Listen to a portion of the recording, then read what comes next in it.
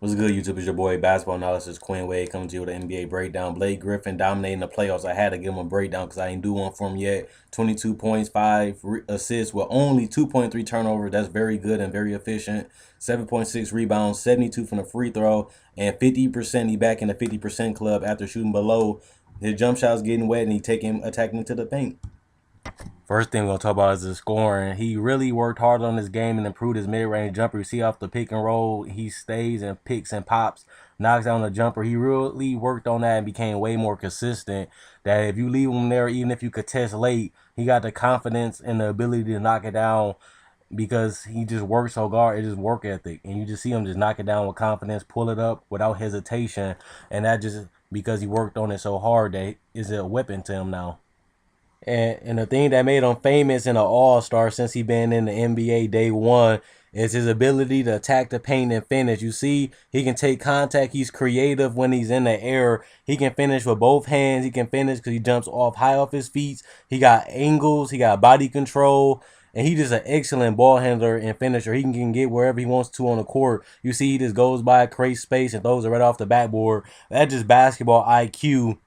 And of course, when they get the rebounds, he's a quick, athletic power forward. He gets out, clears the space, runs the floor, and it's good when your big man can run the floor and get easy dunks, including alley-oops off the fast break. So Blake Griffin can do it all offensively, and he keeps working on that end of the floor. And he already was an all-star, being a 20 and 10 guy first year, but he only has gotten better since he's been in the NBA.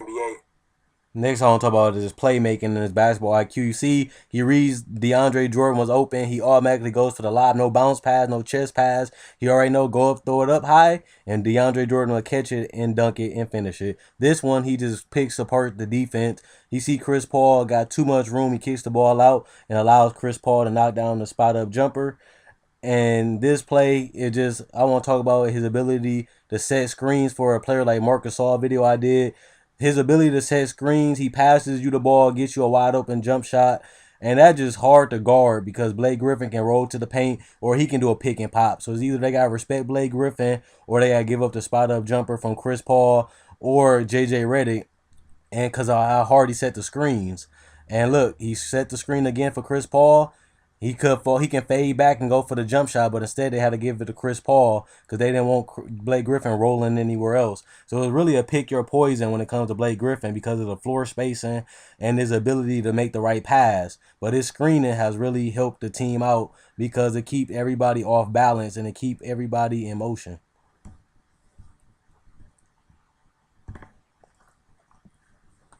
And the last thing we're going to talk about is his rebounding. You see he's a good defensive rebounder. The more he goes to the paint, the more chance he can get the rebounds. And he stays, he attacks the boards, he crashes the boards and get the defensive rebounds. He averaging around 6 a game for defensive. And his offensive rebounding is something that's special too because when he's going to the paint and crashing the boards or when he attacking the paint, he gets another chance to get a rebound and gets a putback or get a tip in because he's crashing the offensive glass. And he can always rebound and he got the ball handling and the playmaking ability to rebound and goes to the fast break and make the right pass or make the right finish. He really can do everything because his ball handling and his IQ and his patience. He a controlled player. But the last thing I want to talk about is his turnovers. I didn't want to make no highlights or no clips about his turnovers. He had 5 turnovers this game. It just comes with the ability for him that he just does too much. He tries to make that dribble. He tries to make the pass. He tries to drive too much. He does too much with the ball, and that's what makes him turn the ball over way too much. Because when he get the ball, he's trying to do too much. And that's why I tell people you don't need to do all the isolation plays. Let the offense come to you. Let your offense play through the offense. Don't try to force anything. Don't try to create something that's not there. That's how you're going to end up having a whole lot of turnovers. And that really been screwing over Blake Griffin. He been averaging 3, 4, 5 a game because he tries to do too much. And if he can stay controlled and stay smooth like I showed you in these other assist plays, he can stay a highly efficient player. But every time he try to force the action or try to create something that's not there, he always get an offensive foul or he turn the ball over or they strip him for dribbling too much. So that's one thing you got to work on is his dribbling and his decision making. If he wants to become an elite playmaker, he already a great playmaker, but if you want to be an elite playmaker like Kevin Garnett, he got to be more smooth with the ball.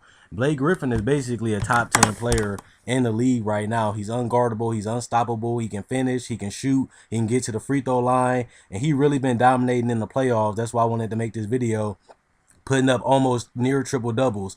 I know part of the reason is he been playing a lot of minutes, but Blake Griffin can flat out play, and he became more than just an offensive player. He became an all-around player. His defense ain't amazing, but he been getting a couple blocks a game. He really has made the Clippers defense from bad to good. Him and DeAndre, you gotta give him a lot of credit. Blake Griffin has become more than just a dunker. He can do multiple things now on the court, and that's something I didn't know he can become. Honestly, when I seen him coming out the draft, I didn't even know he was gonna be a 20 and 10 person first year, but in an All-Star. But Blake Griffin has really come into his own. He became one of the top 10 players quickly, and he's still developing and getting better each year and adding more things to his game like the great players do.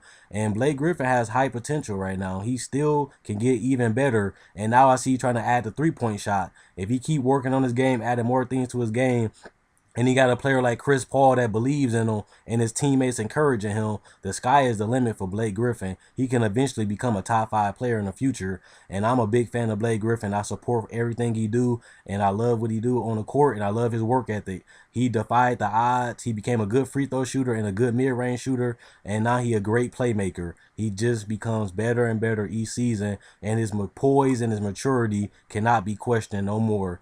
Blake Griffin, NBA breakdown. Comment, like, subscribe, and share. Let me know what you guys think in the comment section below. Also, check out my older video. Like this video, like my older video, subscribe. Quinn Wade Basketball Analysis signing out. Peace.